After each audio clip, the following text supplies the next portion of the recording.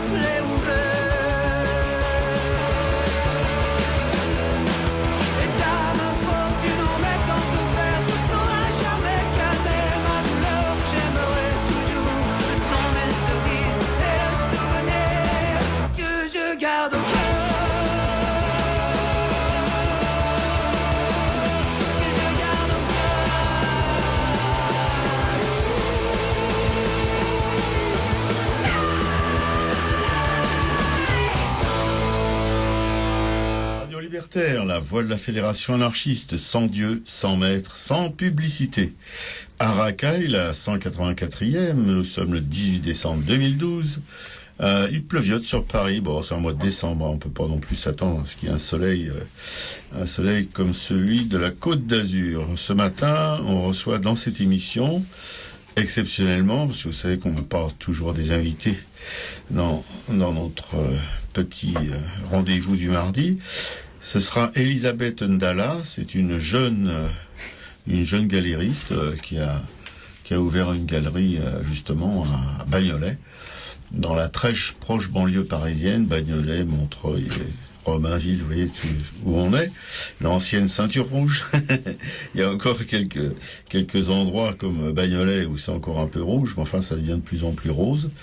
Voilà, donc une aventure pour une jeune femme, quand on connaît le sort des galeries, même parisiennes, depuis la crise de 1990, je pense, la première invasion de l'Irak, l'hécatombe se poursuit. Voilà, donc on lui souhaite évidemment toute la chance possible et imaginable, et on salue aussi le courage qu'elle a de s'investir comme ça dans une aventure qui requiert beaucoup de chance aussi, parce que c'est pas du tout d'être animé de conviction, il faut aussi avoir une petite part de chance si on veut y parvenir. Enfin, on va développer tout ça au cours de ce blabla d'1h30 pour une émission qui est consacrée à l'artiste dans la société. Là, ça sera une galériste, mais elle est aussi responsable d'artistes qui vont exposer chez elle, qui ont déjà exposé chez elle, voilà, qui vont rêver en exposant là que demain c'est la fête.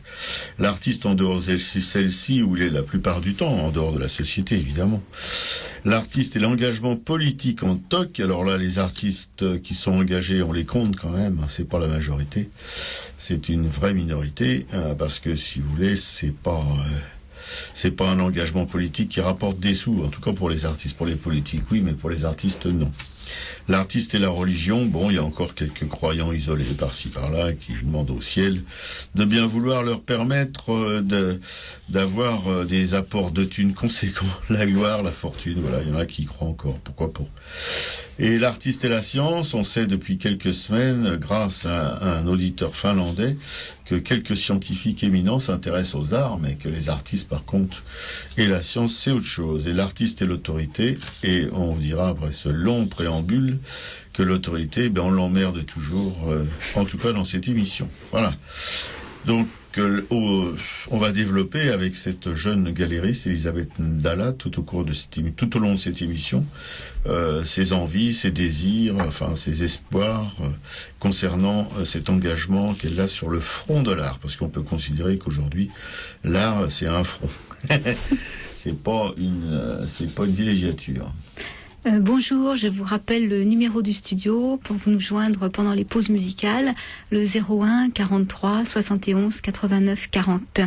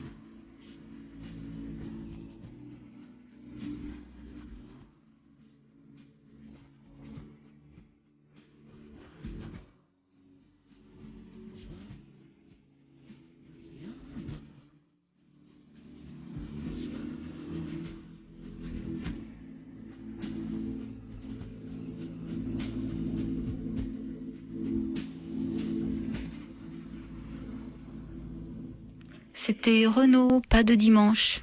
Sur Radio Libertaire, la voix de la Fédération anarchiste, toujours sans Dieu, sans maître, sans pub. Avec Piqueco à la régie ce matin, comme d'habitude, et à la programmation musicale, pour recevoir une invitée, Elisabeth Ndala, qui va vous parler tout à l'heure, après les blablas traditionnels, la mini-tube, etc., de son engagement.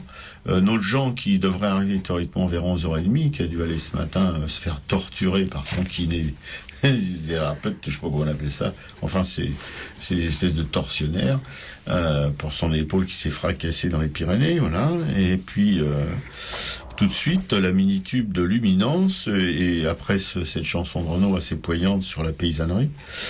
Aujourd'hui, lorsqu'on parle de la jeunesse, elle est toujours urbaine, vous avez remarqué, la jeunesse n'est jamais campagnarde. Voilà, on a l'impression que les campagnes, c'est le désert. Là où les jeunes des banlieues ont réussi à focaliser l'attention, et on comprend pourquoi quand connaît leurs conditions de vie, à exprimer leurs spécificités. Là aussi, il faut, pour arriver à les comprendre. Les ruraux, par contre, isolés sur d'immenses territoires, n'arrivent pas à être visibles, n'intéressent pas. Et comme ceux des cités se sentent souvent dénigrés. Oui, c'est le paradoxe, parce que les cités, on a l'air de s'en occuper. Si tout est dans le on a l'air, parce qu'en fin de compte, on fait rien de vraiment significatif pour que ça évolue un peu. Et les paysans, alors dont on s'occupe pas du tout, par contre, mais on fait même pas semblant de s'en occuper, ils sont à peu près dans le même dénigrement, voilà. Alors un magnifique documentaire, un remarquable documentaire sur Arte ce dimanche, là, un documentaire de 52 minutes sous ce titre La jeunesse en jachère, on pourrait dire une jeunesse paysanne en jachère. Voilà, un film de Daniel Vigne et Michel Debat, ça dure 52 minutes, c'est visible sur Dailymotion. Alors pour ceux que mon blabla intéressera, ils sont invités à compléter par des images ce qu'ils auront entendu ici, compris ou pas compris, aimé ou pas aimé. Voilà. Mais j'avais envie, évidemment, d'un peu en parler, de me faire le porte-parole de ce documentaire. J'ai pas toujours un discours très sympathique sur la paysannerie, mais c'est la paysannerie productiviste surtout qui est l'objet de ma hire. Mais là, on parle de jeunes paysans de moins de 30 ans sur des toutes petites exploitations, mais qu'ils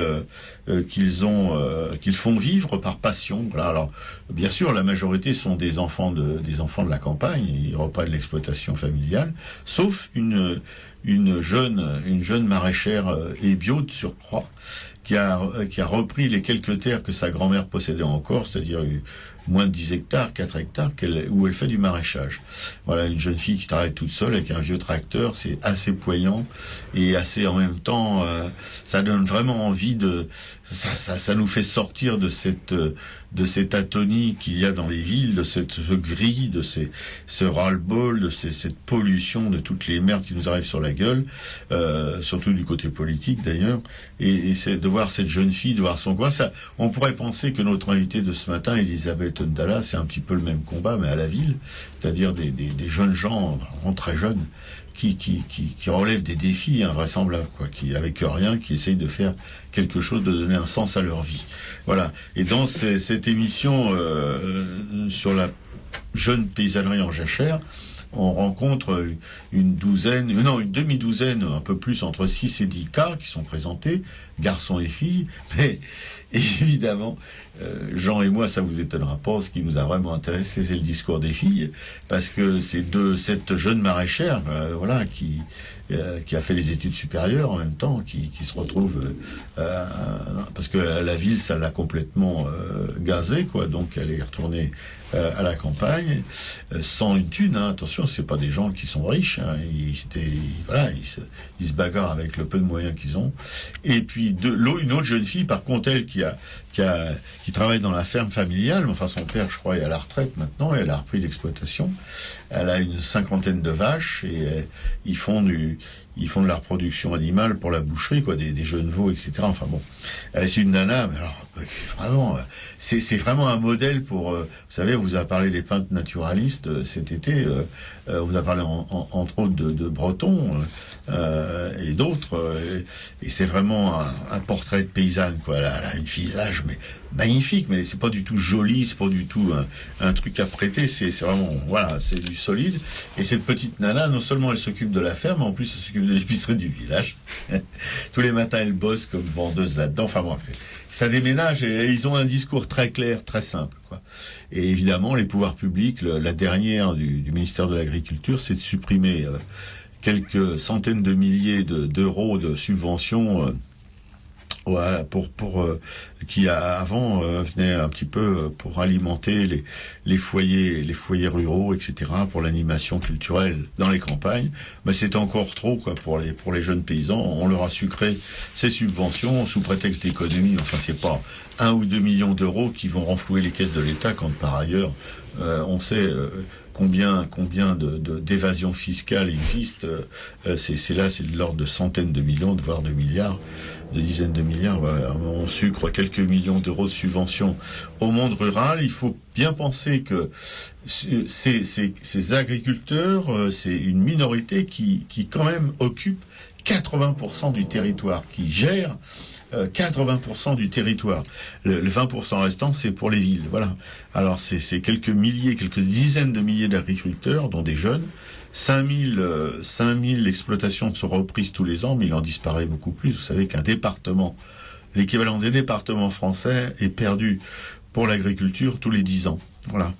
Alors que c'est quand même la base d'une société. Il faut se nourrir. C'est quand même quelque chose de vital. La France était il n'y a pas tellement longtemps encore autosuffisante, mais elle est de moins en moins, et ce qu'elle bouffe, c'est de plus en plus dégueulasse, parce que ce sont les grandes fermes productivistes, vous savez, l'agriculture intensive, dans les grands céréaliers, etc., qui polluent un maximum la terre. Voilà. Ce que je voulais dire, c'était bon, un petit coucou à cette émission qui nous fait renouer quand même avec une paysannerie qui a pas complètement disparu. Il y a une jeune paysannerie qui prend le relais, et je vous dis à un niveau humain, des exploitations de 30 hectares, quoi, c'est quand même pas même moins, parce qu'avec 4 hectares de maraîchage, on peut vivre, enfin modestement, il faut pas non plus rêver, mais c'est pas des gens qui roulent en limousine, hein, qui vont en vacances tous les ans, parce qu'une ferme, ça occupe 24 heures sur 24. D'ailleurs, ça leur pose des problèmes aux jeunes agriculteurs, justement, pour rencontrer des filles et des garçons, pour pouvoir un jour vivre en couple, et puis voilà, faire des bébés et tout. Ça, c'est pas le truc qui m'enthousiasme vraiment, mais enfin bon. On peut dire qu'ils ont quand même des difficultés pour vivre normalement, si on peut appeler ça vivre normalement, de fonder une famille, etc. Mais c'est quand même très très intéressant. Et si vous avez l'occasion justement d'aller sur Dailymotion, c'est pas difficile, vous appuyez sur 3 ou 4 touches de votre ordinateur, et une jeunesse en jachère de Daniel Vigne et Olivier Debat, 52 minutes, vous en prenez plein la tronche. Après, il y a un débat aussi qui est très intéressant avec un politique, justement, et là vous mesurez toute la distance qui existe entre une pensée politique et une réalité de terrain. C'est assez abyssal. Voilà. C'est tout ce que j'avais à vous raconter là-dessus ce matin. Le débat qui est également sur Dailymotion, enfin qui est écoutable aussi sur Internet. Hein. Okay. Moi, je vais vous parler des prix Pinocchio. Donc, depuis 2008, les Amis de la Terre, le Centre de recherche et d'information pour le développement, le CRID, et Peuple solidaire décernent les prix Pinocchio, qui ont permis de dénoncer les mensonges de 33 multinationales françaises, faisant tomber les masques sur la réalité des pratiques de ces grands groupes économiques, surfant allègrement sur la vague du développement durable pour accroître leurs profits. Les citoyens sont de plus en plus nombreux chaque année à participer à ce vote, et les grands vainqueurs de cette année sont Le Sieur, Boléra et Areva. Le Sieur a reçu le prix Plus vert que vert pour sa campagne Aidons l'Afrique, une bouteille d'huile Le Sieur achetée, une bouteille envoyée, illustrant l'engagement du groupe français en matière d'aide aux populations africaines souffrant de famine. Pourtant, ce même Le Sieur, via sa maison mère Sophie Protéol, est l'un des plus importants producteurs et promoteurs de l'industrie des agrocarburants, qualifié de crime contre l'humanité par Jean Ziegler, l'ancien rapporteur des Nations Unies pour le droit à l'alimentation. Entre 2002 et 2008, près de 75% de la hausse des prix alimentaires serait en effet imputable aux mouvements financiers spéculatifs utilisant les politiques de soutien aux agrocarburants dans l'Union européenne et aux États-Unis. Boléra Minera, une joint venture formée par les groupes Bolloré et Eramet, l'emporte dans la catégorie « Une pour tous, tout pour moi ». L'entreprise a obtenu en 2010 un permis d'exploration pour la recherche de lithium en Argentine, dans une région où vivent 33 communautés indigènes. S'estimant lésées dans leur droit à être consultées et à décider de leur propre développement, tel qu'inscrit dans le droit argentin, ces communautés se sont mobilisées. Une plainte a été déposée devant la Cour suprême d'Argentine à l'encontre des gouvernements locaux, censés assurer l'effectivité des droits de ces communautés, ainsi qu'auprès du rapporteur spécial des Nations Unies sur les droits des peuples autochtones, qui, en juillet 2012, a émis un rapport pointant du doigt les impacts socio-environnementaux de l'exploitation du lithium dans cette région. Areva remporte le prix Pinocchio dans la catégorie Main sale poche pleine. refusant de reconnaître sa responsabilité dans la dégradation des conditions de vie des populations vivant à proximité de ces mines d'uranium en Afrique et pour le décès d'un de ses ex-salariés pour cancer du poumon. Le groupe nucléaire français serait également impliqué dans un gigantesque montage financier litigieux en vue d'obtenir le marché de construction de centrales nucléaires en Afrique du Sud. Lauréat l'année dernière dans la catégorie Plus vert que vert et de nouveau nominé cette année, Vinci ne pouvait être exempt de toute récompense. Dixit Romain Porcheron, chargé de mission aux Amis de la Terre France, les Amis de la Terre dénoncent les violences perpétrées par les autorités publiques envers les citoyens luttant contre les grands projets inutiles dont Vinci est concessionnaire.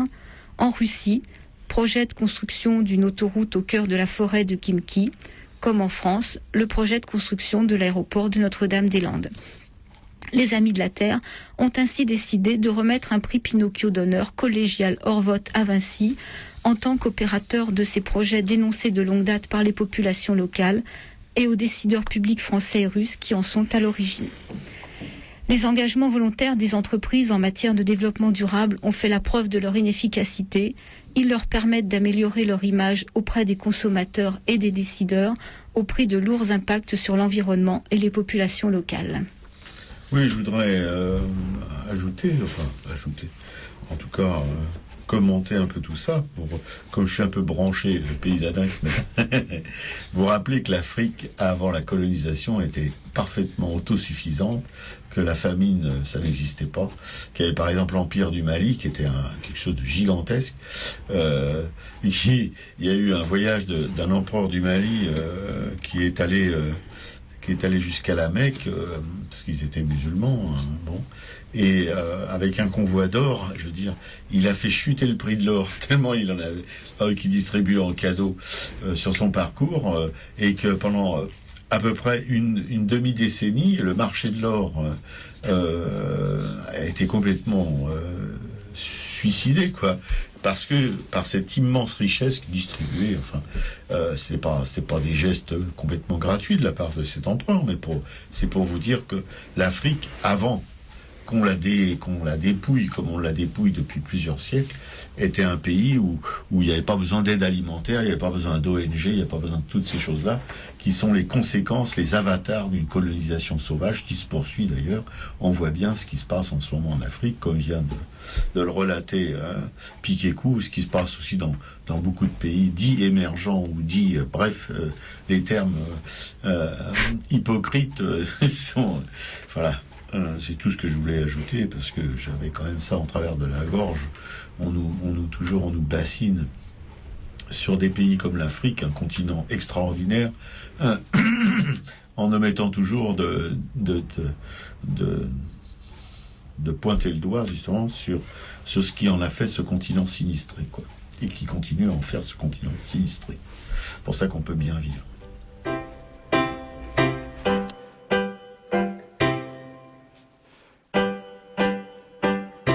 La France peut réussir sa croissance verte à condition que dans croissance verte, elle n'oublie pas le mot croissance.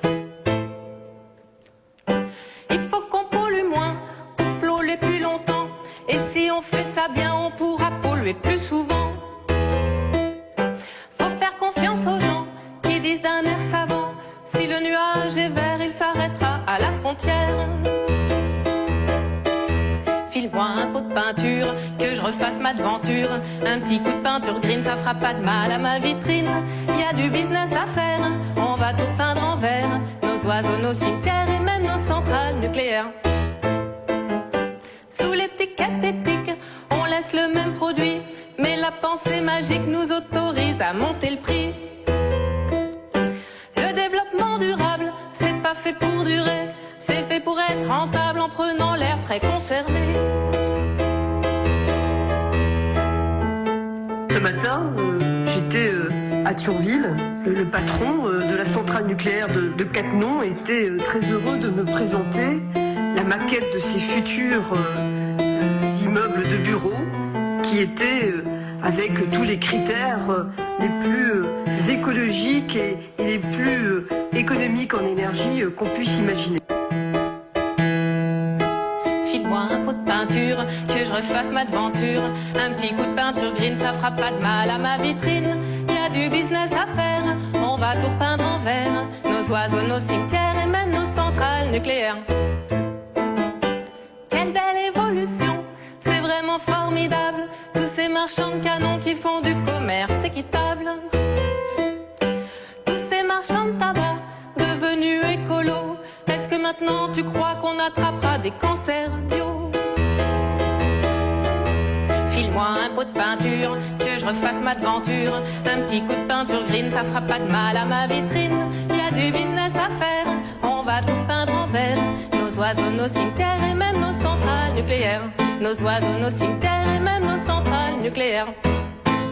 C'était la Parisienne libérée, on va tout repeindre en vert. Sur Radio Libertaire, la voix de la Fédération anarchiste, avec Piquet-Cou à la régie, notre Jean qui va se ramener, on espère, et notre invitée pour aujourd'hui, Elisabeth Ndala, qui va tout de suite se présenter ses projets, vous dire un petit peu qui elle est et ce qu'elle fait. Voilà. Bonjour et merci de m'accueillir dans cette belle émission. Donc effectivement, je m'appelle Elisabeth Ndala ou Ndala, mais c'est plus dur à dire. J'ai ouvert une galerie donc à Bagnolet, au 83 rue Sadi Carnot, le 16 novembre et c'est le fruit d'une longue réflexion et d'une très très forte envie de travailler avec les artistes. C'est on va dire c'est le fruit d'une rencontre qui date maintenant d'il y a 10 ans. J'ai rencontré un artiste au Sénégal sur l'île de Gorée et oui, l'île de Gorée, oui, c'est pas anodin. Et cet artiste, en fait, j'ai eu un coup de cœur pour cet artiste et l'envie de travailler avec lui et de lui permettre d'exposer en France. Et bon, à cette époque, j'avais 24 ans, donc de retour de ce voyage, j'ai vu la difficulté en fait pour monter une exposition, pour faire connaître des artistes, mais l'envie est restée. Voilà, l'envie de travailler avec les artistes est restée. Alors ça s'est pas fait tout de suite parce que c'était vraiment très différent de ce que je faisais à l'époque. Moi j'ai fait des études de gestion, voilà, j'ai été on va dire entre guillemets conditionnée pour faire des études. Ça peut servir quand on ouvre une galerie. Tout à fait, tout à fait. Donc le projet est resté dans un coin de ma tête. J'ai continué à travailler dans des milieux plus économiques qu'artistiques. Et jusqu'à ce que l'envie soit très forte, trop forte. Et là, j'ai décidé de prendre un virage professionnel. Ouais, ça me stupéfie toujours, des espèces de vocations comme ça, d'envie irrépressible de faire des choses qui sont réputées extrêmement difficiles. Et je trouve vraiment, avec Jean, on était complètement stupéfaits quand on a découvert cette galerie de Sadi Carnot, parce que voilà, c'est extrêmement rare déjà des créations de galeries dans des lieux où elles sont habituellement. Alors là, dans un lieu périphérique comme ça. Ouais. Alors c'était un vrai choix de ma part que d'ouvrir en banlieue en fait, puisque voilà, moi je suis très sensible au thème de la banlieue. Moi, j'ai grandi en banlieue, j'ai grandi dans une cité, et j'ai rencontré des gens talentueux, des gens pleins d'énergie, et je suis persuadée que l'énergie de la banlieue bien utilisée, ça peut donner de très belles choses. Donc, c'était pas anodin. J'avais vraiment envie de m'installer en banlieue et de faire quelque chose avec la banlieue, sachant que la galerie est ouverte à tous les styles d'art et pas seulement aux artistes de banlieue, mais le fait qu'elle soit implantée en banlieue, voilà, c'est un vrai engagement de ma part, un vrai engagement de la banlieue, de la galerie. Et d'ailleurs, j'ai trouvé une petite phrase qui dit l'art a toute sa place en banlieue et la banlieue a toute sa place dans le monde de l'art. Voilà, en tout cas, je vais me battre pour que ça se vérifie. Non, mais en même temps, tu connais le Macval à Ivry, et c'est le courage d'implanter un musée d'art contemporain justement dans une banlieue. Tout le monde ricanait. Mais ça fonctionne maintenant hyper bien. On est d'accord ou pas d'accord avec les thématiques qui sont présentées, mais en tout cas, ça fonctionne, et ils ont eu aussi eux le courage, avec certainement plus de moyens que les tiens. Mais... Un petit peu, oui, je pense. Mais voilà, non, c'est extraordinaire. Et qu'est-ce que je voulais te demander? Ouais, je voulais pas te demander si ça, on demande pas l'âge des dames, mais Oh, je peux le dire. Hein. Ouais. Oui, j'ai 34 ans. 34 ans. Donc, vous voyez, très jeune.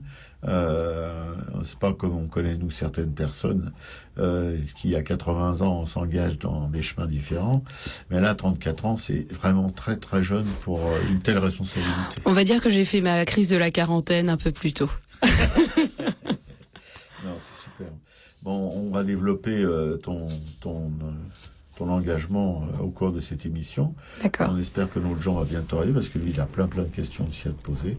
On va poursuivre avec un texte, Souvenir par Louise-Élisabeth Vigier-Lebrun, 1755-1842, une artiste aussi, voilà, c'est en relation quand même aussi un engagement artistique féminin, en relation avec toutes les artistes femmes dont on a évoqué la vie ici.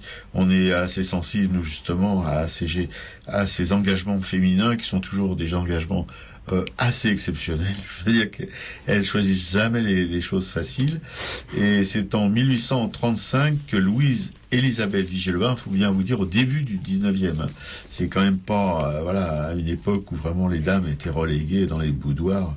Enfin non, je parle dans les classes évidemment aisées. Chez les ouvriers, elles bossaient dans les manufactures 12 ou 15 heures par jour. Et c'est donc en 1935 qu'elle publie ses souvenirs qui vont connaître un grand succès.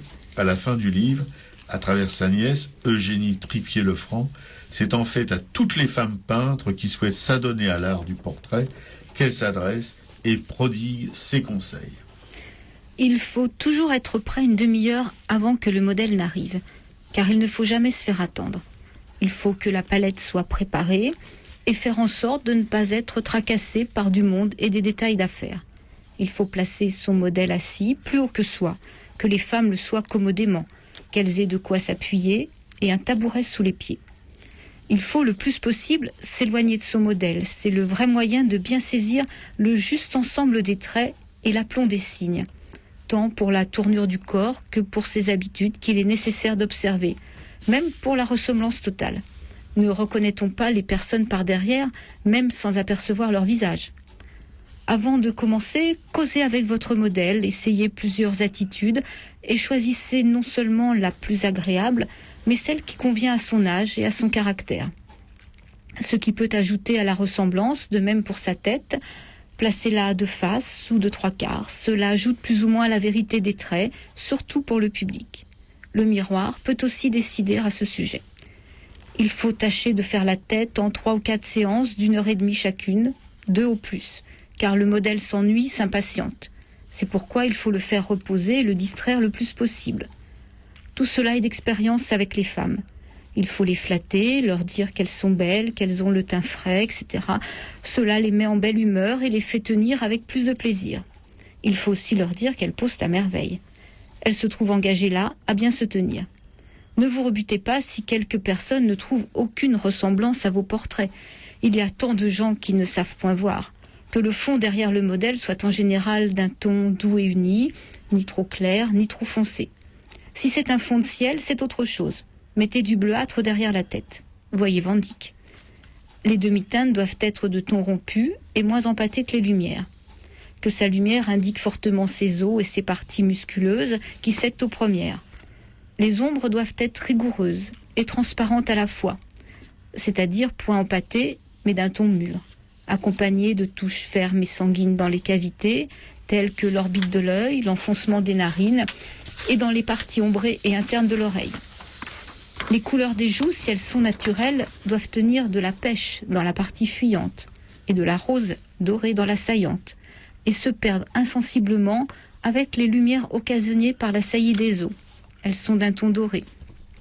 Si l'on doit peindre une gorge, éclairez-la de façon qu'elle reçoive bien la lumière. Les plus belles gorges sont celles dont la lumière n'est point interceptée, jusqu'au bouton qui se colore peu à peu jusqu'à l'extrémité. Les demi-teintes qui font tourner le sein doivent être du ton le plus fin et le plus frais. L'ombre qui dérive de la saillie de la gorge doit être chaude et transparente. Il y a la même dégradation de lumière sur tout le corps que celle-ci ci-dessus expliquée pour la tête. si la figure est assise, la lumière alors se rappellera très vivement sur les cuisses et dégradera jusqu'au talon. Souvenir est publié en 3 tomes par les éditions de l'Escalier. Vous pouvez commander les livres auprès de la librairie Publico, 145 rue Amelot 75 011 Paris, métro Aubercamp, Fille du Calvaire ou République. Le téléphone, le 01 48 05 34 08. Et le site de la librairie sur lequel vous pouvez commander des livres, www.librairie-publico.com. Voilà, comme tous les mardis, la librairie Publico qu'on vous recommande parce que vous savez que c'est une librairie militante, une toute petite structure associative et qu'elle a vraiment besoin de lecteurs pour pouvoir continuer à vivre. Je vous rappelle, moi, le numéro du studio, le 01 43 71 89 40.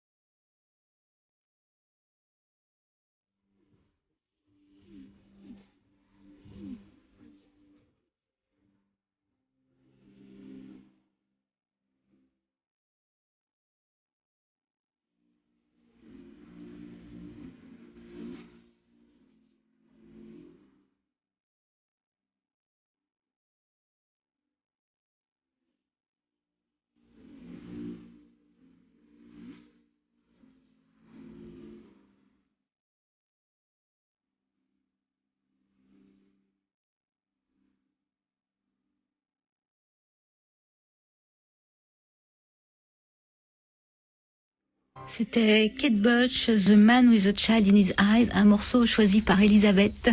Sur Radio Libertaire, la voix de la Fédération anarchiste. Oui, avec Elisabeth Ndala, une jeune galériste qui est installée à Bagnolet, rue Sadi Carnot, la galerie Babs, galerie B-A-B. Apostrophe galerie. Pourquoi ce terme de Babs Galerie? Pourquoi Babs? Alors c'est assez simple en fait. Donc je m'appelle Elisabeth, mes amis d'enfance m'appellent Babette et mes amis de maternelle m'appellent Bab. Donc voilà, la galerie de Bab, tout simplement. Et tu peux expliquer tes choix musicaux là, parce qu'on vient d'entendre une chanson là. Qu'est-ce qu'elle évoque pour toi cette? Alors c'est une chanson en fait qui est sortie en 1978. Année de ma naissance, et c'est une chanson que j'ai connue quand j'avais 14 ans, et en fait quelques années plus tard, je me suis aperçue qu'elle était sortie en 78, mais surtout j'ai vu que Kate Bush à l'époque n'avait que 18 ans, et j'ai été impressionnée en fait par son talent. Me dire qu'une jeune fille de 18 ans pouvait produire un album comme ça, enfin pour moi c'était extraordinaire. Ouais. Et voilà, et puis cette chanson m'émeut. Oui. Tout simplement. Non, la mélodie est très très belle. Jean est arrivé? Ah, Oui, bon, Jean est arrive. arrivé. Ah bon, Jean arrive. Bon, il va pouvoir mettre son grain de sel dans cette émission. Bien. Alors, est-ce que tu peux, nous, on est allé avec Jean dans ta galerie. On a vu, je pense, que ce sont les premiers artistes que tu as invités. Tout à fait. Et Ma pourquoi première exposition. eux? Et qu'est-ce qui t'a ému dans leur travail? Qu'est-ce qui t'a décidé à les exposer? Comment ils se sont présentés à toi? Quelle a été la rencontre qui a été décisive? Alors, j'ai voulu pour cette première exposition parler des femmes. Alors le pourquoi du comment, je ne l'expliquerai pas. Peut-être aussi parce que les femmes ont compté dans ma vie et comptent dans ma vie. La première étant ma maman. Voilà. Donc je voulais monter une exposition collective et thématique sur le thème des femmes. Et donc je me suis mise en quête d'un artiste. Et à travers mes recherches sur le net notamment, comme quoi ça sert quand même un petit peu, je suis tombée sur un artiste qui s'appelle Midou313, qui est de Toulouse et qui peint des femmes très sensuelles, on va dire, avec des bouches pulpeuses, des yeux très expressifs, et puis des femmes assez dénudées, voilà. Et je lui ai proposé de travailler sur le projet, et il a accepté alors que la galerie n'existait pas encore. Le local était en chantier total, et quand il a vu le lieu, il m'a dit c'est mignon, d'accord. Voilà.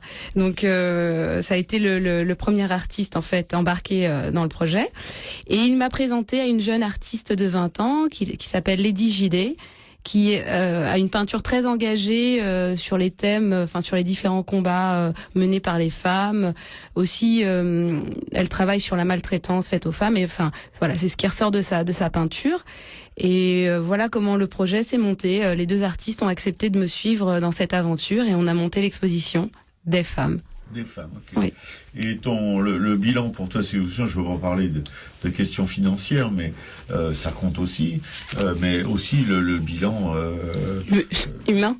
oui, bien sûr, oui. Alors, d'ailleurs, qu'est-ce que les artistes aussi ont retiré de cette exposition Alors au-delà de l'aspect financier, le bilan est très positif. Pour moi, en tout cas, il est très positif puisque j'ai fait de nombreuses rencontres. Déjà, j'ai rencontré les artistes, et ça, c'est le plus important pour moi.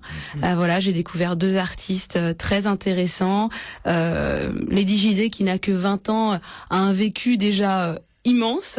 Voilà, Midou a sa personnalité, il a son petit grain de folie, et c'est ce que je lui avais dit quand je l'ai découvert à travers des peintures qui étaient parfois assez osées. Je lui ai dit qu'il avait un grain de folie, même qu'il était fou, et il a apprécié ce qualificatif. Donc j'ai fait beaucoup de rencontres, j'ai noué des contacts. Après, on verra sur quoi ça pourra déboucher, mais humainement, en tout cas, ce n'est que du positif. D'accord. Voilà. Bon, écoutez, un discours de galériste qui n'est pas simplement centré sur la rentabilité financière, mais aussi sur l'aspect humain. Je crois que c'est la première chose que les galeristes devraient, je pense que c'est le plus important, s'approprier, remettre dans le centre de leurs préoccupations, au centre de leurs préoccupations. Voilà, bon, on va poursuivre après une pause, mais si notre gens pouvaient rentrer dans le studio au lieu de bouder à l'extérieur, ce sera bien. Je crois qu'il attendait la pause musicale pour...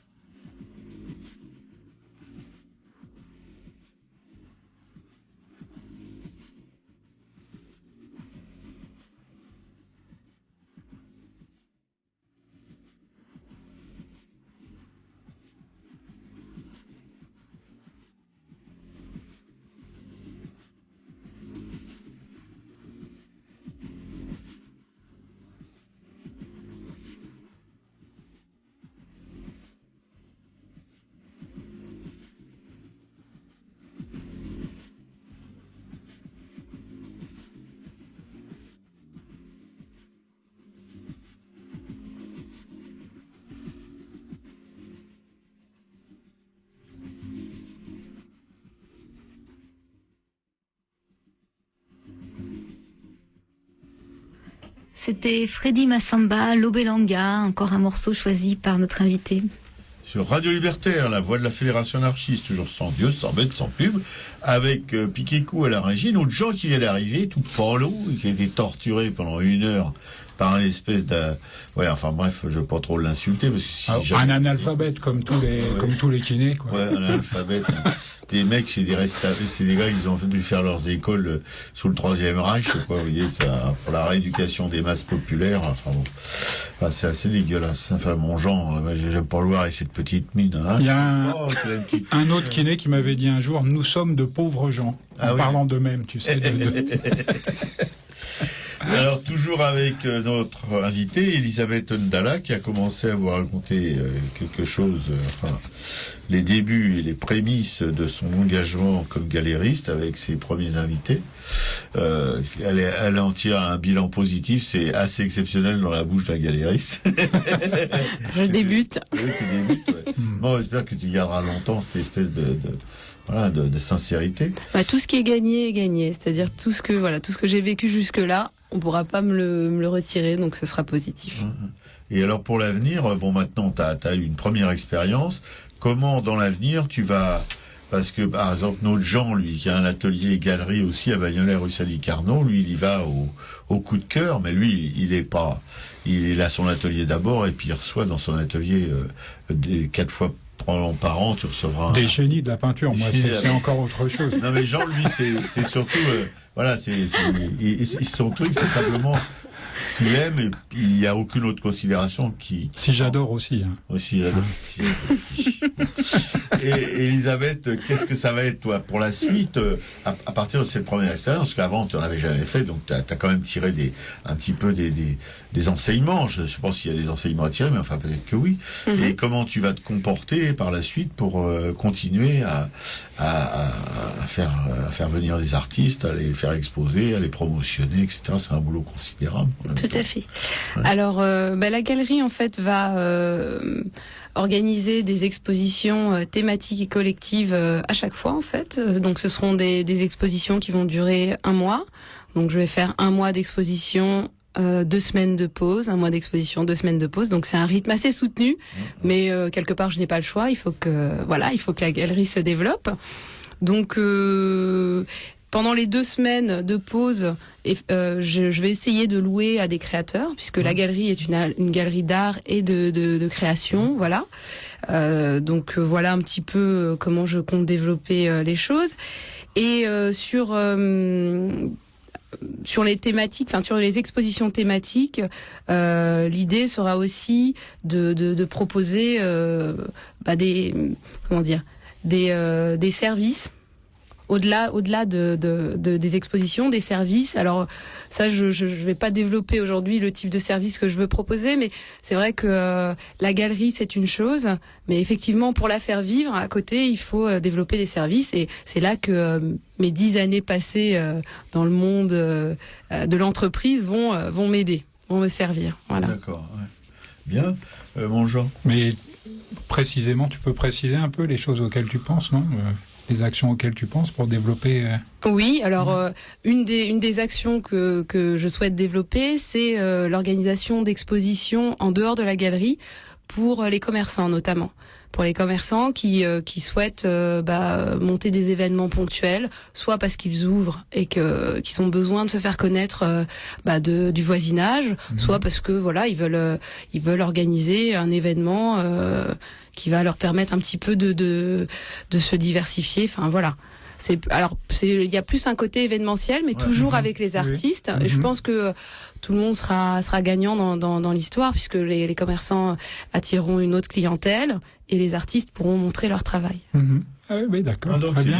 Donc ça, c'est un des services, mais après, j'en ai... Non, mais ça peut aider on est tout un stock. Lieu à vivre et tout. C'est très important. Hein. Ah, je fais moins peur.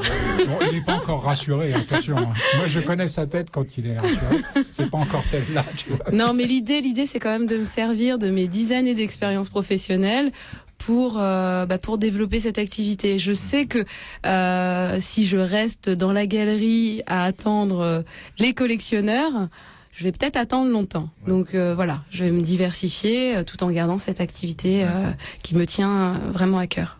Ouais, surtout, comme tu l'avais évoqué au début de cette émission, c'est ça qui est assez, je trouve, pour ma part, est assez extraordinaire. C'est ce coup de cœur que tu as eu pour un artiste africain dans l'île de Gorée. En plus, c'est un petit peu symbolique. Oui, c'est Et très puis, symbolique, je pense. Et puis voilà, alors que tu es dans le monde, t'étais dans le monde de l'entreprise, que tu t'ouvres quand même quelque chose qui est quand même aux antipodes de l'entreprise, quoi, tu vois, voilà. Et ça, et apparemment, c'est pas, t'as des biscuits dans ta musette, quoi. T'es pas simplement une illuminée qui, parce que c'est vrai qu'on peut penser à ça, si on connaît pas tout ce qui sous-tend toute ton activité, quoi, Non, c'est vraiment le fruit d'une très longue réflexion, de beaucoup de doutes, de questionnements, mais on va dire que c'est devenu une évidence, en fait. Il fallait que je travaille avec les artistes et ben voilà. J'y suis. Ouais. Et dans une émission qui essaye de défendre un petit peu les artistes qui sont vraiment dans la précarité totale en ce moment. Et depuis, comme je l'évoquais, depuis plus de 20 ans. Bon, Jean. C'est bien de parler de bilan humain en parlant des artistes. On demande encore quelques preuves, mais non. Non, bah c'est quand même important que tu puisses l'exprimer ici. On espère que des auditeurs vont t'écouter et puis ils se bougeront les fesses pour aller à Montreuil, rue Sadi-Carnot. Bagnolet. Oui. Non, je suis un petit peu partisan. Sinon, ils ne viendront pas. Et puis toi, comme tu disais, parce que Jean, il a eu la visite c'est cette semaine, il a eu la visite de deux Gugus dans sa galerie, une nana et un mec. Et le mec, c'est un mec de Bagnolet qui a dit, mais j'espère que vous allez privilégier les artistes de Bagnolet. Tu vois, ben, comme ça, tu vois, pas plein pot, tu vois. Alors que toi, t'as pas du tout ce discours-là. Tu dis non, je sais pas. Alors, je n'ai pas ce discours-là, mais ma deuxième exposition sera consacrée aux artistes de Bagnolet. Ouais. Voilà, parce que je trouve que c'est bien aussi de les exposer. Moi, ça me permet de les rencontrer, eux de connaître la galerie. Et pour commencer, voilà, je trouve que c'est pas mal de monter une expo qui s'appelle Bagnolet s'expose, voilà, qui aura lieu à partir du 18 janvier 2013. D'accord. Voilà. Et je voudrais rappeler aussi aux artistes qui seraient tentés de contacter Elisabeth ou Jean, que quand on rentre dans une galerie, on regarde d'abord ce qui est dans la galerie, avant de présenter son dossier, et de dire, je voudrais exposer chez vous. T'en as eu des comme ça? Je n'ai pas eu ça, non. Non. Bon, ça viendra. Là, j'imagine. On n'est pas ouvert tous les jours. Et ben, on en a eu pour ça. Ça doit être pour ça. Ouais. On a eu 2 ou 3 comme ça, quoi. D'accord. Qui rentraient directement en disant, voilà, j'ai un dossier, machin et tout. J'en ai eu un. Ah oui. J'en ai eu un. J'ai été un petit peu surprise à sa façon d'ouvrir la porte. Déjà, j'ai un petit peu sursauté. Et effectivement, il est venu en me disant, je fais ça, je fais ci, je fais ça. Et bon, bah d'accord. Et je ne pense pas qu'il ait regardé effectivement les. Tu te rappelles quel âge il avait à peu près? Une quarantaine d'années. Une petite quarantaine, moi. C'était un plus vieux que j'ai vu comme ça. Bon, bah, c'est qu'il y en a plusieurs, alors. Autrement, la dernière fille qui est rentrée comme ça, elle est ressortie, et au moment où elle ressortait, elle n'avait pas jeté un regard à ce qui était exposé sur les murs, et elle me dit, vous, les artistes, vous allez les sélectionner comment? Et là, comme je sais pas, j'avais pas ma patience habituelle, disons, où je lui dis ceux qui n'auront pas jeté un regard au mur seront impitoyablement éliminés. Et alors là, elle sursaute, elle s'affole complètement et elle se met à faire le tour de la galerie à toute vitesse, quoi. Ça m'a rappelé la première machine à laver qu'on avait avec ma nana, une petite Calor, tu sais, je connais. Qui tournait vachement vite pour essayer de compenser le fait qu'elle chauffait pas vraiment, quoi. Donc voilà. Et puis elle est ressortie, je lui ai dit trop tard. Non, moi aussi je fais un bilan, j'ai fait de belles rencontres. Les artistes qui sont venus jusque-là ont été bien, plutôt attentifs, plutôt ouverts, intéressants. Je vous dirai à la fin de l'émission la rencontre la plus extraordinaire que j'ai faite jusque-là. D'accord. Bien.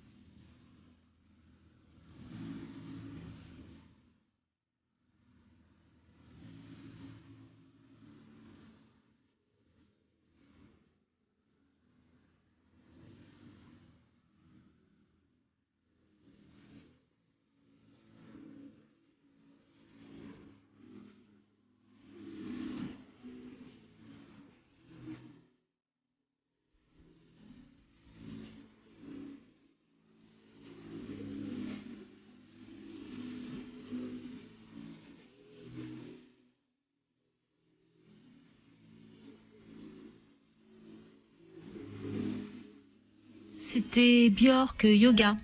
Sur Radio Libertaire, la voix de la Fédération anarchiste. Toujours sans Dieu, sans maître, sans pub. Avec Arakai, évidemment. Avec, si vous êtes là depuis... Maintenant, si vous arrivez sur la radio. Oui, c'est Arakai.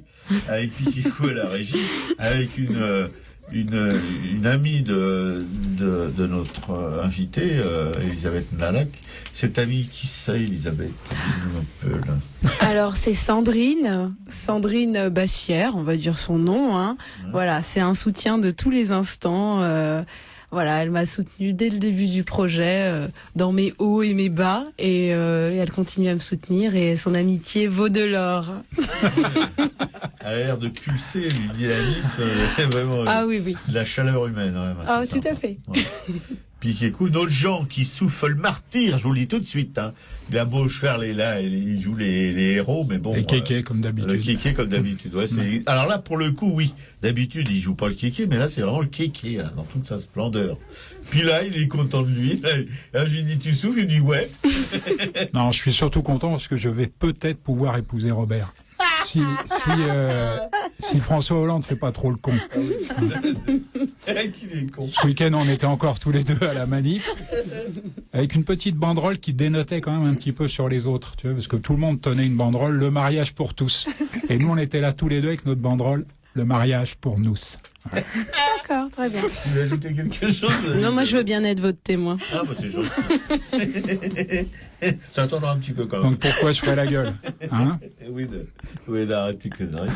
Bon, enfin, ça nous fait bien marrer, mais bon. S'il y a des homophobes, on a perdu nos derniers auditeurs. C'est bon. Il n'y en a pas parmi les auditeurs de Radio Libertaire. Bah, non.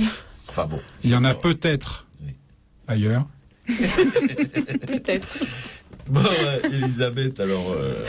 Ah non, notre Jean va d'abord nous gaver. Non, je déconne. Parce que ça fait tellement longtemps qu'on l'a pas entendu. On faisait le bilan avec Piquet-Coup tout à l'heure. On se disait, ça fait combien de temps qu'on l'a pas vu? On se souvenait à peine que tu existais. Enfin bref. Histoire de vie, histoire d'artiste, d'une femme loin sur le des front yeux, de loin l'art. du cœur. Hein. Ouais, c'est un peu ça. Mais nous, c'est pas le cas, nous. Oui, en hommage à Elisabeth qui est avec nous aujourd'hui, une autre Elisabeth, un pur talent de la peinture, hein. Ouais. 1755-1842, dont le talent en fait est encore ostracisé aujourd'hui, principalement parce que c'est une femme, hein, parce que je doute que on dirait la même chose d'elle si c'était un homme. Voilà. Les choses qu'on lui reproche en fait, c'est d'avoir eu trop de facilité et de faire des portraits qui sont plus flatteurs que psychologiques. Qu'est-ce que je peux dire d'elle? Elle a d'abord été l'élève de son père, en fait. C'était un pastelliste assez médiocre qui lui a quand même appris quelques rudiments, et elle était tellement douée qu'à la mort de son père, alors qu'elle n'avait qu'une douzaine d'années, elle a été prise en charge par des artistes aussi renommés, en tout cas à l'époque, doyens, qui un petit peu oublié aujourd'hui, mais qui était un grand peintre d'histoire, Joseph Vernet, dont Piquet-Coup nous a parlé il y a pas si longtemps que ça, et puis Jean-Baptiste Greuze, dont moi j'ai parlé il y a pas si longtemps que ça non plus, et qui était le grand spécialiste, pour ceux qui s'en souviennent, des gamines qui pleuraient leur petit oiseau récemment décédé, ou qui pleuraient sur la cruche qu'elles avaient cassée en allant à la fontaine. Enfin voilà, un symbolisme assez lourdingue.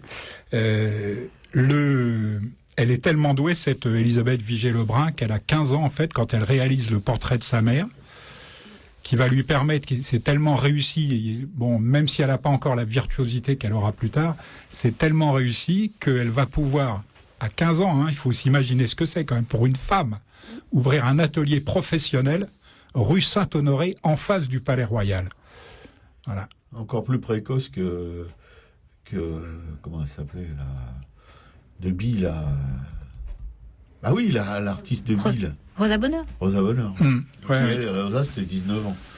Oui, 15 ans. 15 ans en premier atelier professionnel. Et alors en plus, elle prend la bonne habitude dès sa 15e année de noter en fait toutes ses commandes. Ce qui fait qu'on sait que par exemple dans sa 18e année, je sais plus si c'est la 17e ou la 18e, elle va réaliser comme ça 27 portraits à l'huile de personnalité évidemment. Ensuite, je crois qu'elle a à peine 23 ou 24 ans, elle devient peintre officiel portraitiste en fait officiel de Marie-Antoinette. Alors elle va réaliser une vingtaine de portraits en tout, avec ou sans ses enfants. Bon. Alors c'était pas une révolutionnaire. Hein. En 1789, alors qu'on ramène par la peau des fesses Louis XVI et Marie-Antoinette de Varennes à Paris, elle a déjà réussi à gagner l'Italie et elle reviendra en France, je crois vraiment que en 1805, quelque chose comme ça. Mais évidemment, sa vogue est un petit peu passée et puis elle est marquée en fait par sa proximité avec la reine à la tête coupée. Voilà, exactement. Donc elle va espérer la restauration. J'ai oublié à peu près c'était dans les années 20, non, 20, 30, 18. Oui, juste après, après la chute de l'Empire. Donc elle va espérer pouvoir revenir au moment de la restauration, mais elle reviendra jamais à la mode. Voilà. L'extrait que Piquécou vous a lu quand même, c'est Souvenir, c'est un ouvrage qu'elle a dû publier 2 ou 3 ans avant sa mort. Ça a eu un gros succès, donc elle a connu quand même une dernière vogue. Elle était devenue aveugle, elle pouvait plus peindre. C'est ce qui peut arriver de pire évidemment à un artiste, en particulier un peintre, je crois, parce que si un sculpteur peut encore sculpter tout en étant aveugle, pour un peintre, je crois quand même que c'est extrêmement difficile. Voilà ce que je pouvais dire sur Vigée Lebrun. C'était un sacré talent de la peinture. Voilà. D'accord. Oui, comme d'ailleurs Rosa Bonheur, c'était son modèle. Enfin, pour elle, Vigée Lebrun, c'était vraiment l'artiste référence. Quoi. C'est son papa, je crois, qui lui disait de prendre exemple sur Elisabeth Vigée Lebrun, qui l'encourageait comme ça. Ouais. De Rosa Bonheur. Bien.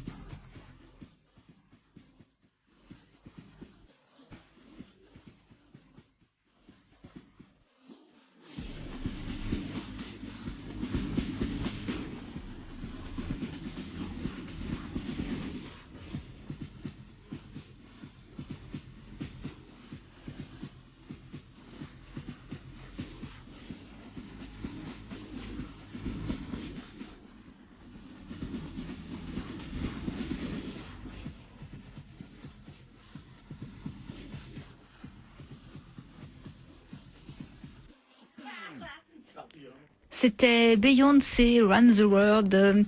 Elisabeth qui nous a choisi ce morceau. Je crois qu'il lui plaît beaucoup. Tu peux nous donner un petit éclairage sur tes goûts? Oui. Allez, vas-y. Alors j'assume complètement mes goûts de chiottes. Alors cette chanson de Beyoncé donc dit en gros qui mène le monde, qui gère le monde, les femmes.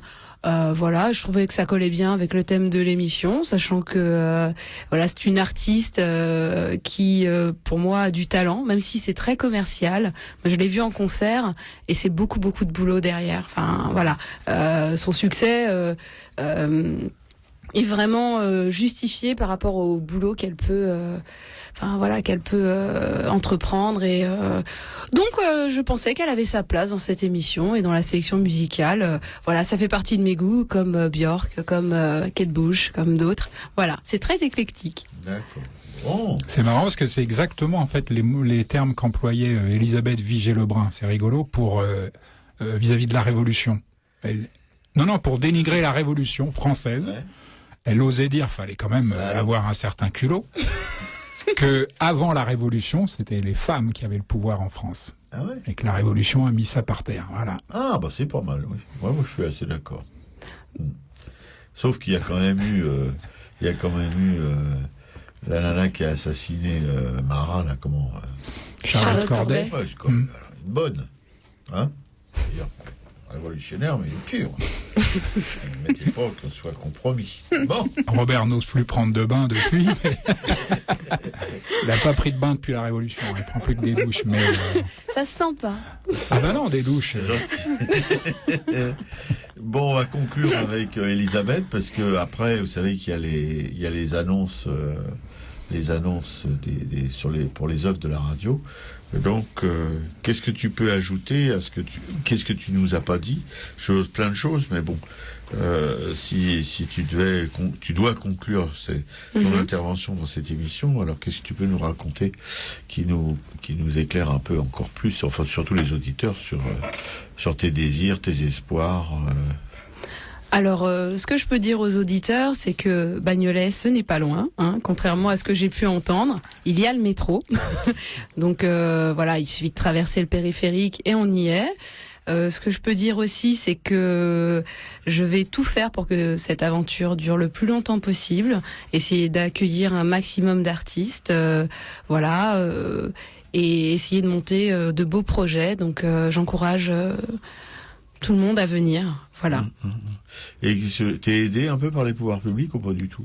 Pas pour le moment, mais je suis en contact avec la mairie de Bagnolet, qui m'a aidé quand même là sur la prochaine exposition. La mairie a diffusé une annonce indiquant que la galerie avait ouvert et que les artistes étaient invités à me rencontrer pour échanger et voir si on pouvait monter des projets ensemble. Voilà. Mais initialement, cette initiative est privée. Voilà. D'accord. C'est mon initiative. C'est ton initiative. Oui. Bon. Je crois que ce serait bien de redonner, sans doute que tu l'as fait au début, mais de redonner l'adresse précise, les adresses de sites internet, de blogs, de Facebook, de tout ce que... Hein. On y va. Allez. Alors, la Babs Galerie, située au 83 rue Sadi Carnot, métro Gallieni, ligne 3, en face de l'église. Le site, alors pour le moment, il n'y a qu'une page Facebook, donc c'est www.facebook.com/babsgalerie, en un seul mot. Que vous dire, l'adresse mail babsgalerie@gmail.com et le numéro de téléphone 06 52 58 57 42. D'accord. Il n'y a rien d'autre à rajouter? Ah si, les horaires d'ouverture. Ah oui. Tout à fait. Donc, la galerie est ouverte le mardi, le jeudi, le vendredi et le samedi de 14h à 19h et sinon sur rendez-vous. Et on rappelle quand même pour les auditeurs incultes que Bagnolet, c'est quand même une ville où a officié pendant très longtemps un grand artiste peintre qui s'appelle Jean Rustin. Voilà, et maintenant malheureusement atteint d'une maladie qui l'empêche de travailler, mais bon. Et il a quand même plus de 80 ans. Voilà, c'est dommage parce que c'était ça. Le travail aussi, c'était un passionné. Qu'il y a aussi d'après Montjean, moi je suis moins certain, mais bon, Jean est plus qualifié que moi pour le dire, un grand designer qui s'appelle Hilton McConico. Hilton McConico. Enfin, vous pouvez voir son site sur le net. Vous pouvez voir aussi les images du travail de Jean Rustin et même écouter Jean Rustin sur le net. Pour McConico, ouais, bon, moi je préfère Stark. Hein, je veux dire, c'est plus épuré. Conico, c'est un petit peu le fouillis chez lui. Hein. Bon, ouais, mais c'est les années 70-80, ouais, c'est autre chose. Et puis, à la différence de Rustin, une maladie pourtant très invalidante l'empêche pas de bosser. Hein. Ah oui, on l'a vu passer l'autre jour devant le à une vitesse, mais et puis il était courbé en deux, on l'avait presque vu que la tête. Ah oui, mais il était sur sa planche de skate, ça. D'accord. Ouais. La vitrine ne permet pas de voir que. En fait. Ah non, ouais. C'était une vision assez extraordinaire de dire. Mais oui.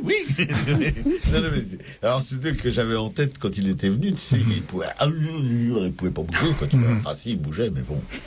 Bien. Bon, bah écoutez, on va passer tout de suite. Oui, vas-y, Elisabeth. Un dernier petit mot. Voilà. Moi, je voulais juste dire qu'il ne fallait pas écouter ses peurs. Voilà. C'était mon petit mot de la fin. Parce que ça peut empêcher de faire de beaux projets. Et j'ai failli écouter ma peur. Et aujourd'hui, je suis vraiment contente d'avoir bouché mes oreilles. Et ça, c'est un très bon mot pour aussi les artistes. D'oublier ses peurs et de pas avoir justement d'aller toujours d'essayer de transgresser, de se remettre en question et puis d'aller à l'aventure quoi aussi parce que pour la création c'est essentiel. Ouais. La création dans le confort. Après des mots aussi forts, j'hésiterais presque à ronronner avec les annonces de la FA. Tu fais ce que tu veux, bien sûr. Non. Les annonces de la FA. Tout d'abord, notre radio, où nous avons pu accueillir ce matin Elisabeth Ndala. On a quand même du pot d'avoir cette radio pour présenter des personnages comme ça, des personnalités comme ça, des personnalités qui vraiment s'engagent dans la vie. Voilà, radio libertaire avec...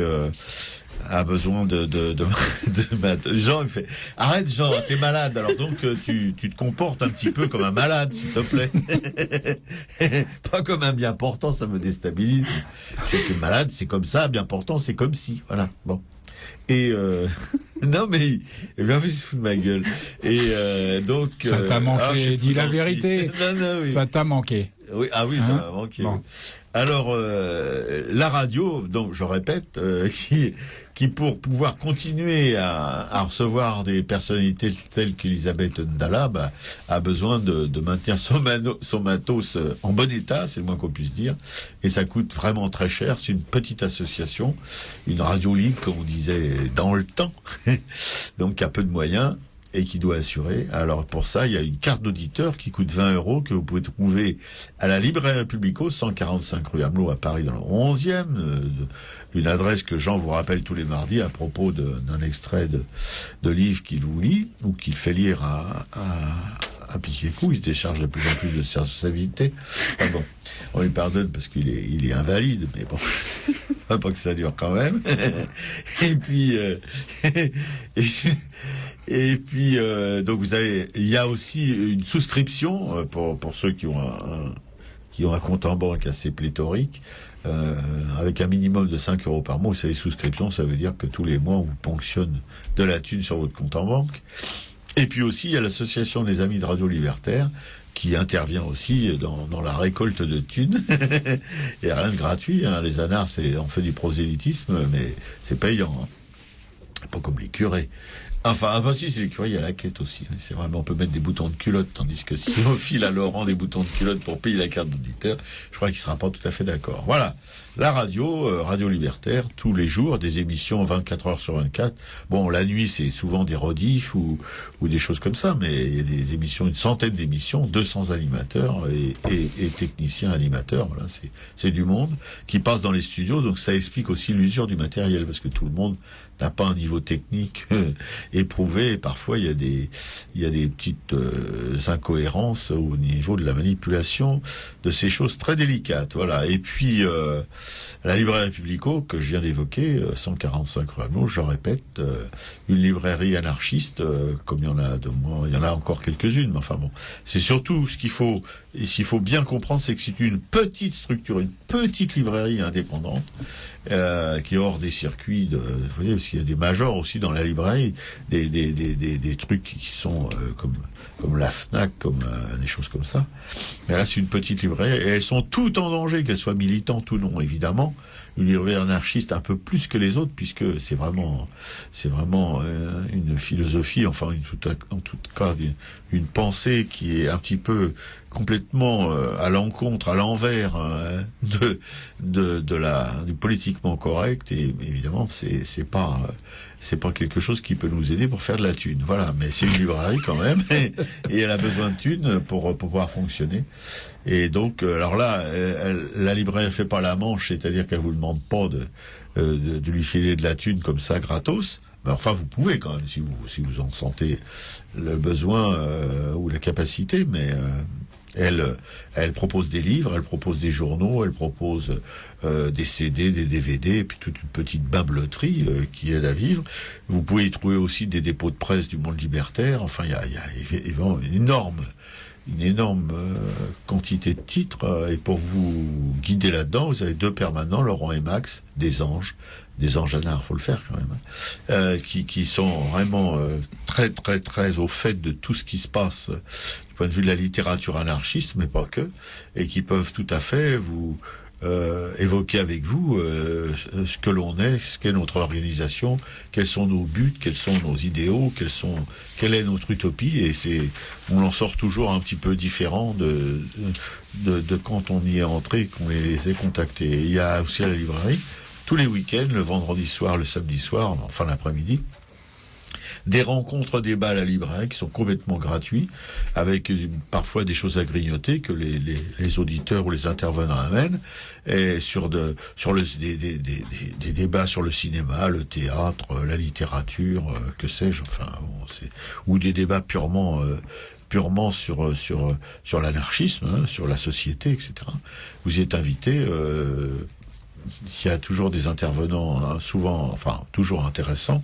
Voilà, si vous retenez ça sera un plus pour la librairie, parce qu'en même temps, vous pouvez évidemment vous balader dans les rayons, et puis peut-être faire des rencontres littéraires qui peuvent vous changer un peu la vie. Et puis le Monde Libertaire, l'hebdo de la Fédération anarchiste, comme son nom l'indique, paraît toutes les semaines, avec aussi là en danger pour cet hebdo, parce que c'est encore, vous savez, la presse militante, elle n'a pas une réputation assez établie, et puis les moyens de la presse commerciale, voilà. Donc c'est fragile aussi, un hebdo militant.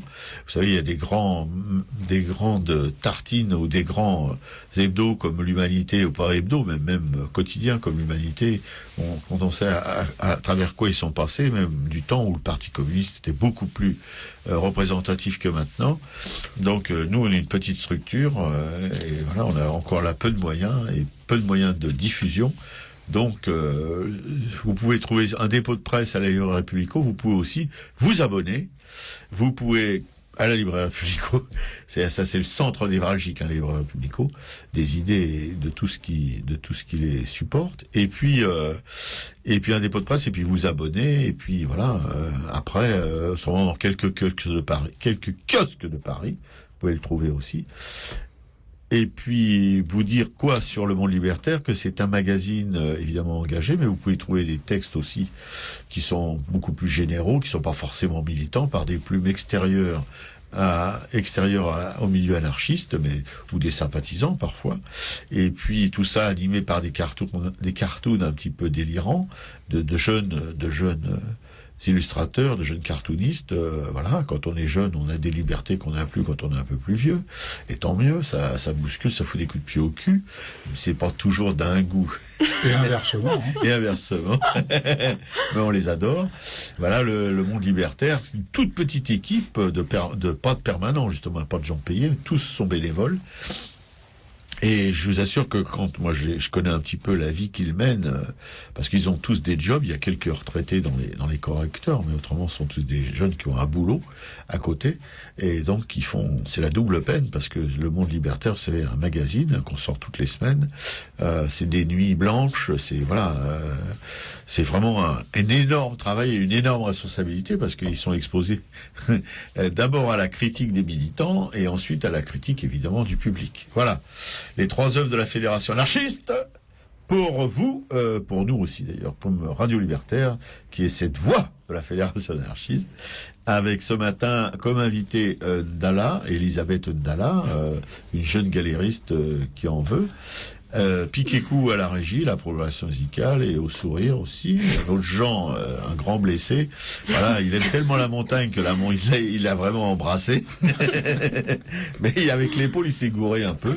Et puis il se l'est fracassé, quoi. Alors ça fait des mois que ça dure, depuis le mois d'août, voilà. Mai. De mai? Oui. Mai, voilà, mai. Depuis le mois de mai, vous le verriez, il a une espèce de stoïcisme comme ça, mais c'est pas évident du tout. Voilà. Alors notre Jean qui va revenir peu à peu parmi nous, quand son kinésithérapeute lui lâchera les baskets, et puis Shlomo, quoi, qui délire comme d'habitude. Merci Elisabeth de ta venue. Merci beaucoup de m'avoir accueilli. C'était très très bien pour moi. Enfin, vraiment une belle expérience, et très contente de vous avoir rencontré aussi. C'est pareil pour nous. Bon, bah, tant mieux. Salut à tous. Je termine juste rapidement par une annonce sur la librairie Publico, vendredi 21 décembre à partir de 19h30. Après la librairie, c'est encore la librairie.